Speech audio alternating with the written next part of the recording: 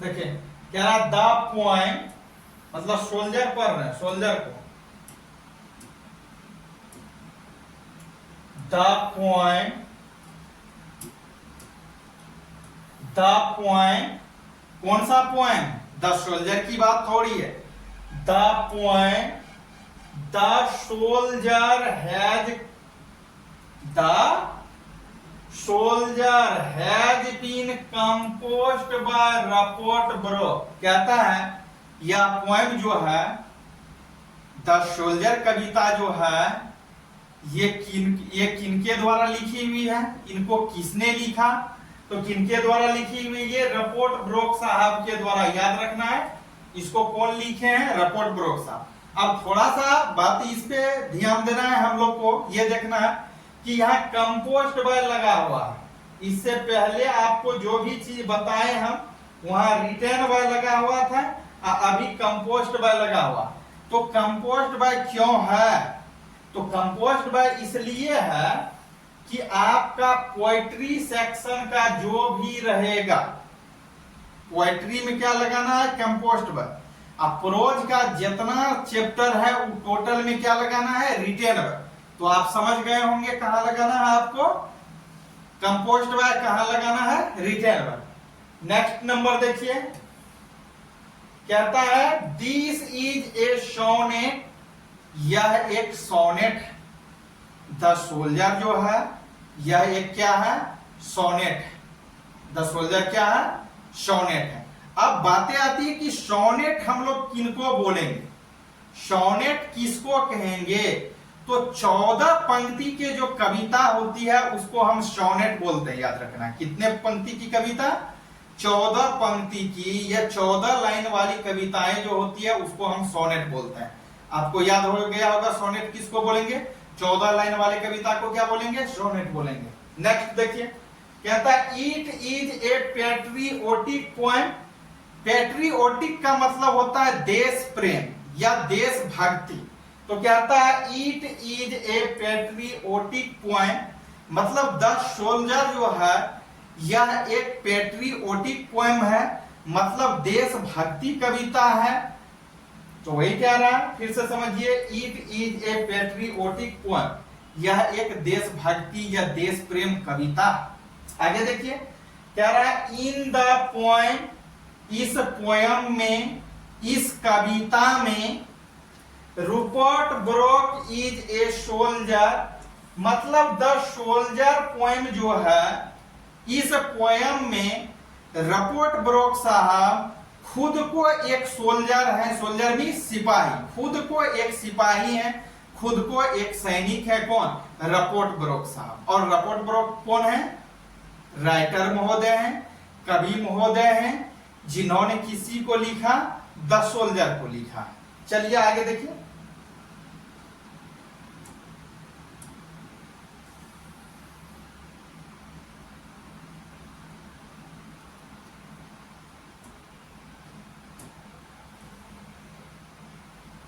आगे देखिए, कह रहा है Rupert Brooke was born in 1887, मतलब रपोर्ट ब्रोक साहब का जन्म जो हुआ है वह 1887 में हुआ। कई बार पूछा गया है क्वेश्चन, याद रखना है कि रपोर्ट ब्रोक साहब की जन्म जो हुआ वह कितने ईस्वी में हुआ है? तो जन्म हुआ है कितना में? 1887 ईस्वी में, 1887 ईस्वी में। अगर हम रपोर्ट ब्रोक साहब की मृत्यु की बात करें, कवि महोदय की मृत्यु की बात करें, तो कितना में हुआ था? 1915। याद रखना, कितना में? 1915 में। फिर से इस लाइन को समझिए, कहता है Rupert Brooke was born in 1887, मतलब रपोर्ट ब्रोक साहब का जन्म कितना में हुआ? 1887 ईस्वी में हुआ। कहता है एंड डाई, कहता है एंड डाई इन 1915, मतलब 1915 में रपोर्ट ब्रोक साहब की मृत्यु हो गई। चलिए आगे देखिए, कहता है he is remembered as a war poet, he is remembered, वे याद किए जाते हैं। कौन याद किए जाते हैं? वार पोएट के रूप में, युद्ध कवि के रूप में रपोर्ट ब्रोक साहब याद किए जाते हैं। तो आप समझ गए होंगे। फिर से देखिए एक बार, कहता ही इज रिमेम्बर्ड, वे याद किए जाते हैं एज ए वार पोएट, किसके रूप में, युद्ध कवि के रूप में। कौन याद किए जाते हैं, रपोर्ट ब्रोक साहब। अब रपोर्ट ब्रोक साहब इसमें है नहीं, ही आया, ही क्या है, प्रोनाउन है, नाउन के जगह पे आया, रपोर्ट ब्रोक के जगह पे यूज किया गया। नेक्स्ट देखिए आगे क्या रहा, ब्रोक इंस्पिरेट, इंस्पायर्ड का अर्थ होता है प्रेरित होना। तो रपोर्ट ब्रोक महोदय, कवि महोदय क्या हो रहे थे, प्रेरित हो रहे थे। किन चीज से प्रेरित हो रहे थे, किससे, तो अपने पेट्रियोटिज्म से, अपने पेट्रियोटिज्म से, इसका जो प्रेम था अपने देश के प्रति, अपने इंग्लैंड के प्रति जो इसका सहानुभूति और श्रद्धा था, उससे ये क्या हो रहे थे, प्रेरित हो रहे थे। तो आगे देखिए वही कहता है patriotic, in the early phase, phase means अवस्था, of the first world war, मतलब प्रथम विश्व युद्ध से ये काफी ज्यादा इंस्पायर्ड हुए थे, प्रेरित हुए थे, बहुत कुछ इसको सीखने के लिए मिला था प्रथम विश्व युद्ध से। नेक्स्ट देखिए आगे,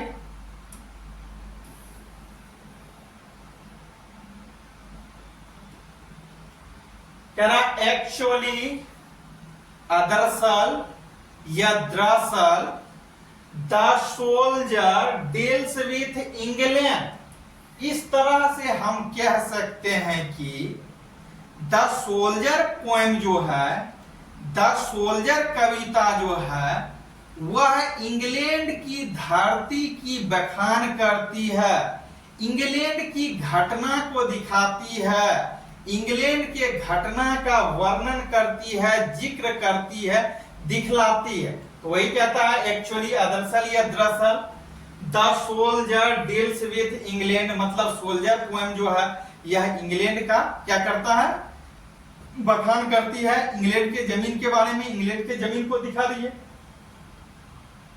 आगे देखिए, द टर्म, एक आया है टर्म, कहता है द टर्म कंसील्ड, एक वर्ड आया है देखिए, कंसील्ड आया है यहाँ, इसका अर्थ समझिए। कहता है the term concealed stand for hidden in the poem, मतलब इस कविता में द सोल्जर चैप्टर में एक कंसील्ड वर्ड आया है, जिसको इस पोएम में क्या कर दिया गया है, याद रखना है, कंसील्ड वर्ड को हिडन कर दिया गया है। हिडन का अर्थ क्या होता है, छिपाना, छिपा दिया गया है। मतलब अगर इसको हम देखें ऐसे तो कहता है the term concealed stand for hidden in the poem, मतलब इस पोएम में, इस कविता में इसको क्या किया गया है, कंसील्ड वर्ड को हिडन कर दिया गया है, छिपा दिया गया। आगे देखिए,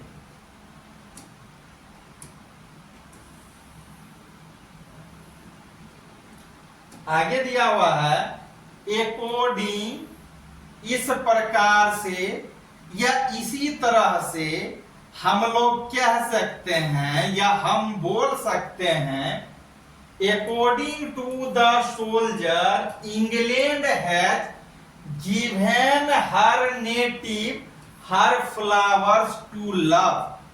इस चीज को देखने से ये लगता है या हम ये कह सकते हैं कि इंग्लैंड की धरती ने कवि महोदय को बहुत सारा प्यार और स्नेह और फूल और पुष्प दिए।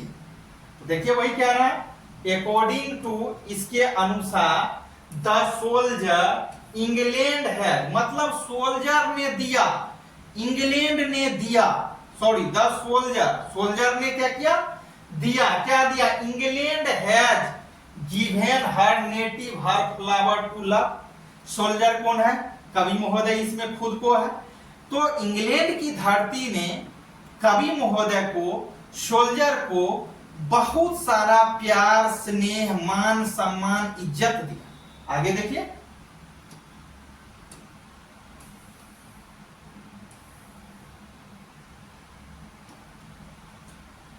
द पोयम वाज कंपोज्ड इन 1914, कहता है द पोयम, यह कविता जो है, वाज मींस था, वाज कंपोस्ट इन 1914, मतलब ये कविता 1914 में ही बन के तैयार हो गई, प्रकाशित हो गई।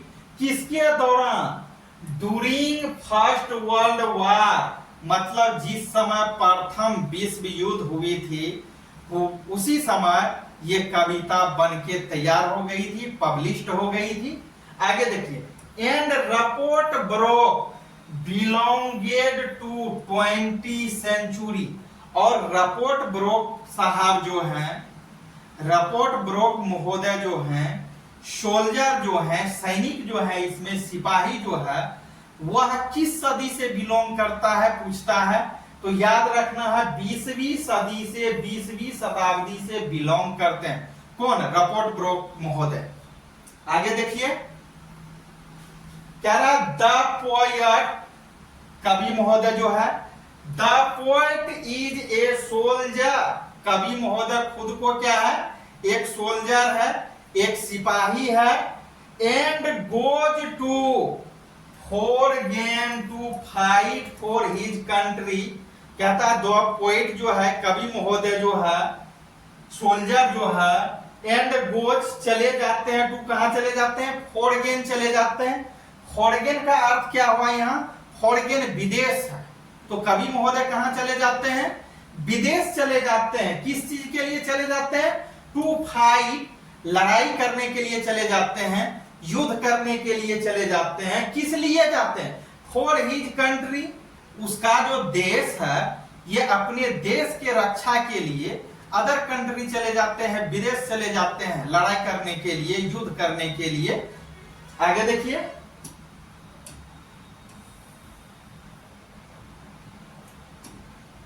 कहता है ही सेज, वे कहते हैं।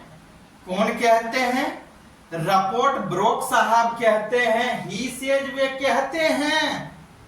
इफ ही डाई, अगर मैं मर जाऊं, ही वुड बी बरीड, बरीड का अर्थ होता है दफनाना, याद रखना है। तो कहता है he would be buried there and remembered as a man of England. फिर से इस लाइन को समझिए, इसमें बहुत सारा अर्थ छिपा हुआ है। कहता है ही सेज, वे कहते हैं। कौन कहते हैं? रपोर्ट ब्रोक साहब कहते हैं, कवि महोदय कह रहे हैं। इफ ही डाई, अगर मैं मर जाता हूं, ही वुड बी बरीड, तो वहां के लोग मुझे क्या करेंगे? दफना देंगे। क्यों दफना देंगे? There and remembered as a man of England, England के एक नागरिक समझ करके, इंग्लैंड के एक व्यक्ति समझ करके, इंग्लैंड के एक मनुष्य के नाते हमें क्या करेंगे? दफना देंगे। आगे देखिए,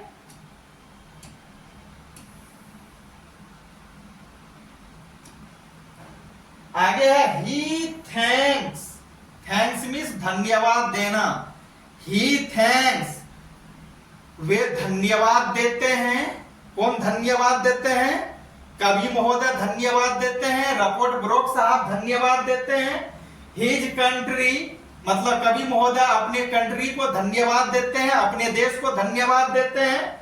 for saving his life and nursing him, कहता है ही थैंक्स, वे धन्यवाद देते हैं his country for saving his life and nursing him.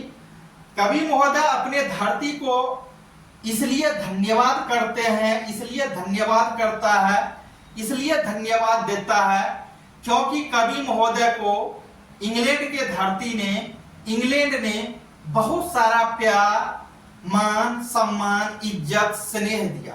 इसलिए कवि का यह दायित्व बनता है कि वो अपने देश के प्रति हमेशा समर्पित रहे, और समर्पित है रपोर्ट ब्रोक साहब। आगे देखिए, कहता है ही थिंक्स है। यहां था थैंक्स मीन्स धन्यवाद, यहां है थिंक्स, थिंग्स मीन्स सोचना, विचारना। ही थिंक्स, वे सोचते हैं। क्या सोचते हैं? इफ ही डाई, अगर मैं मर जाऊं, इफ ही डाई, अगर मैं मर जाऊं, इन द वार, युद्ध में, कहां मर जाऊं? युद्ध में मर जाऊं, all sins will be finished, and his heart will get pure. मतलब कवि महोदय को ये लग रहा है, कवि महोदय ये कह रहे हैं कि ही थिंक्स, उन्हें लगता है, किन्हें, कवि को, इफ ही डाई, कवि महोदय कह रहे हैं अगर मैं मर जाता हूं, अगर मैं क्या होता हूं, मर जाता हूं, इन द वार, कहां मरता हूं, वार में मरता हूं, युद्ध में मरता हूं, तो फिर क्या होता है, all sins will be finished, और मेरा जो भी पाप है वह सारा का सारा क्या हो जाएगा, धुल जाएगा। एंड इतना ही नहीं, and his heart will get pure, और कवि महोदय के हृदय जो है, आत्मा जो है, दिल जो है, वह क्या हो जाएगा, शुद्ध हो जाएगा। ऐसा हर एक सैनिक को, हर एक सिपाही को होना चाहिए, और होता भी है, क्योंकि ये इसलिए कह रहा है कि अगर मैं युद्ध भूमि में मर जाता हूं, वार करते समय, फाइट करते समय, लड़ते समय मैं मर जाता हूं, तो मैं क्या हो जाऊंगा, विजयी हो जाऊंगा, और मुझे क्या मिलेगा, बहुत सारा प्यार, सम्मान, इज्जत मिलेगा। यही इज्जत, प्यार, सम्मान के बदौलत मेरे मरने के बाद भी मेरा जो भी पूर्व में पाप किया गया होगा मुझसे या मेरे द्वारा, वो पाप क्या हो जाएगा, धूल मिल जाएगा, और मेरा ये हृदय जो है, ये आत्मा जो है, वह शुद्ध हो जाएगा, प्योर हो जाएगा। आगे देखिए, कहता है ही सेज, वे कहते हैं, चलिए थोड़ा सा इसको आगे लेते हैं।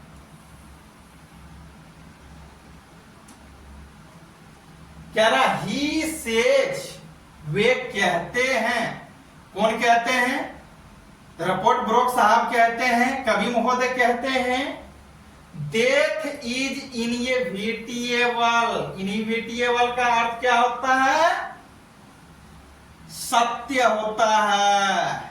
तो कहता है ही सेज, वे कहते हैं दैट डेथ इज इनएविटेबल, यानी मौत जो है वह एक कड़वा सत्य है। And he is not afraid of death, कहता है कवि महोदय मौत जो है वह एक कड़वा सत्य है। मौत क्या है, एक कड़वा सत्य है, इसलिए हमें मौत से कोई डर नहीं लगता है, क्योंकि जो जन्म लिया है वह एक रोज क्या होगा, अवश्य मरेगा। इसलिए कवि महोदय का कहना है मुझे मौत से कभी भी डर नहीं लगा, न लगेगा, न लगता है। आगे देखिए, कहता है द वर्ड, मतलब यह वर्ड एक आया है, वर्ड मीन शब्द, कहता है द वर्ड इटर्नल, मतलब इस कविता में द सोल्जर पोएम में एक इटर्नल वर्ड आया है। इसका यूज किस रूप में हुआ है, इसको देखिए, कहता है the word eternal means for ईवर and dust stand for soldier. कहता है द वर्ड इटर्नल, इटर्नल का प्रयोग जो हुआ है द सोल्जर में फॉर ईवर के रूप में याद रखना। इटर्नल वर्ड का यूज किस रूप में हुआ है, इटर्नल का मीन्स क्या होता है, मैंने क्या होता है, फॉर ईवर। फॉर ईवर का हिंदी अगर आप जानेंगे तो सदा सदा के लिए होता है, हमेशा हमेशा के लिए होता है। तो याद रखना है इटर्नल वर्ड का मीनिंग क्या, कविता के अनुसार फॉर ईवर पूछा गया है कई बार। एंड एक वर्ड और आया है डस्ट। डस्ट का यूज किसके लिए किया है, सैनिक के लिए किया गया, क्योंकि सैनिक जो होता है चाहे डस्ट हो, चाहे धूप हो, चाहे छाव हो, चाहे किसी भी तरह की स्थिति हो, ये अपने युद्ध भूमि में कभी भी नहीं डरता है। उस हालत में चाहे हालत कैसा भी हो, स्थिति परिस्थिति को ये देख करके काम नहीं, इसके माइंड में डायरेक्ट रहता है अपने देश के लिए जीना है, अपने देश के लिए मरना है, इसको अपने देश के सिवा कुछ नहीं दिखता। तो वही एक वर्ड आया है। और डस्ट, डस्ट का प्रयोग किसके लिए किया गया है, याद रखना, यूज सोल्जर के लिए। सोल्जर मीन्स होता है कवि, सॉरी सोल्जर मीन्स क्या होता है, सैनिक, सिपाही के लिए किया गया है, सैनिक के लिए किया गया। आगे देखिए,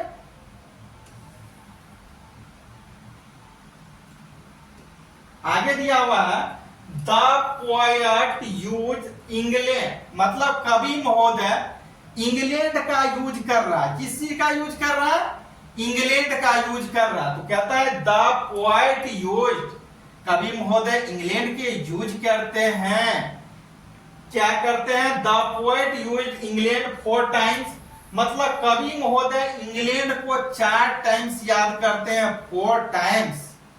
अब बताएंगे आगे कि कवि महोदय इंग्लैंड को 4 टाइम्स क्यों याद कर रहे हैं, इसके पीछे कारण क्या है, बहुत जल्द बताने वाले हैं।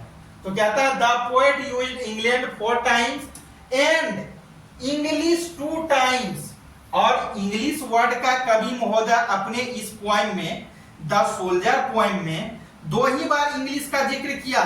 लेकिन अगर इंग्लैंड की बात हो तो इंग्लैंड वर्ड को कितना बार यूज किया है? 4 टाइम्स, 4 टाइम्स याद किया। क्या था? डेट की सोज मतलब दिखाता है, हिज पैट्रियोटिक मतलब इसके देश प्रेम को दिखाता है कि कवि महोदय को अपने देश से कितना लगाव है, अपने देश से कितना प्यार है। फिर कहता है फीलिंग्स फॉर दैट नेशन, जो कि इसके राष्ट्र को कितना ये अपने राष्ट्र से प्यार करता है, नेशन से। अब इसको ऐसे समझिए, कवि महोदय द सोल्जर कविता में, द सोल्जर पोएम में 4 बार इंग्लैंड को याद करते हैं। कितने बार? 4 बार। और इंग्लिश को 2 ही बार याद करता है। काहे याद करता है? क्योंकि इंग्लैंड से ही कवि महोदय बिलोंग करते हैं, इंग्लैंड के ही निवासी है रपोर्ट ब्रोक साहब। स्वाभाविक सी बात है, अगर मेरा जन्म इस भारत देश में हुआ है तो भारत देश से मुझे बहुत ज्यादा लगाव है, गर्व से बोलते हैं हम भारतीय हैं। उसी तरह से कवि महोदय इंग्लैंड के हैं, इसीलिए कवि महोदय को अपने देश इंग्लैंड से काफी ज्यादा लगाव है, प्यार है। इसलिए कवि महोदय इंग्लैंड को 4 बार यूज करता है और इंग्लिश को 2 ही बार यूज करता है, जो किसी को दिखाता है, किसके फीलिंग्स को, अनुभव को, फीलिंग्स को, सहानुभूति को। तो नेशन, नेशन मींस होता है राष्ट्र, की कवि महोदय को अपने राष्ट्र से कितना लगाव है, अपने राष्ट्र के प्रति कितना प्रेम है। आगे देखिए, कह रहा है इन फैक्ट अदरसल या दरअसल हम कह सकते हैं, हम बोल सकते हैं, Rupert Brooke was died due to septicaemia, मतलब रपोर्ट ब्रोक साहब की मृत्यु जो हुई थी। कई बार पूछा गया है क्वेश्चन, जब आप गेस्ट पेपर खोलेंगे, कोई भी मॉडल पेपर तो जरूर मिलेगा। तो रपोर्ट ब्रोक साहब की मृत्यु जो हुई थी एक डिजीज से हुई थी। डिजीज मींस बीमारी, गंभीर डिजीज से हुई थी, जिस डिजीज का क्या नाम है? सेप्टासेमिया। और ये सेप्टासेमिया बीमारी क्या होती है? ये खून में, जिसको आप ब्लड बोलते हैं, ब्लड इन्फेक्शन डिजीज है, ब्लड से रिलेटेड है, यही होता है सेप्टासेमिया। तो याद रखना है इतना ही। रपोर्ट ब्रोक साहब की मृत्यु जो होगी किस चीज के कारण? सेप्टासेमिया नामक बीमारी के कारण, डिजीज के कारण। ड्यू टू का अर्थ होता है के कारण। आगे चलिए देखिए, आगे थोड़ा सा आप समझिए सोनेट। सोनेट आप किनको कहेंगे? सोनेट किसको बोलेंगे? अभी हम बताए थे 14 पंक्ति की जो कविता होती है उसको सोनेट्स बोलते हैं। सोनेट्स उसको बोलेंगे जिस कविता में 14 लाइन हो, 14 पंक्ति वाली कविता को सोनेट बोलते हैं। तो द सोल्जर में कितना लाइन है पढ़ने के लिए हमें बता चुके हैं, 14, तो उसको क्या बोलेंगे? सोनेट बोलेंगे। तो वही देखिए सोनेट का डिफाइन कहता है a sonnet is 40 lines, a sonnet is 40 lines are called sonnet. मतलब सोनेट्स जो होता है 14 लाइन्स की पंक्ति वाली कविता को हम क्या बोलेंगे? सोनेट बोलेंगे। कितने लाइन वाली कविता को? 14 लाइन वाली। अब बातें आती है ऑक्टेव। ऑक्टेव मींस होता है 8। ये सोनेट 14 लाइन, ऑक्टेव 8 लाइन, सिक्सटेट याद रखना है 6 लाइन। तो ऑक्टेव किसको बोलेंगे? क्या रहा? The first 8 lines are called sestet, sorry octave. The first 8 line are called octave. मतलब ये 8 लाइन की जो कविता होती है पहली, मतलब ये द सोल्जर जो पढ़ने के लिए है, ये सोल्जर चैप्टर में फर्स्ट लाइन जो पैराग्राफ है 8 गो, वो 8 गो को क्या बोलेंगे? ऑक्टेव बोलेंगे। अब बातें आती है कि सिस्टेट किसको बोलेंगे?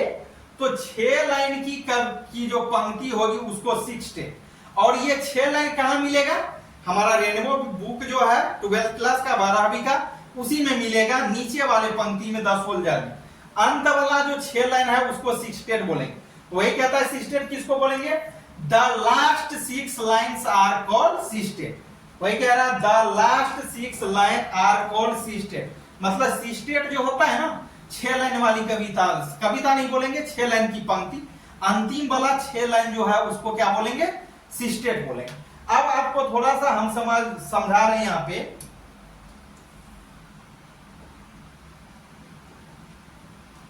चलिए देखिए यहां सोनेट कितना लाइन, 14 लाइन हो गया।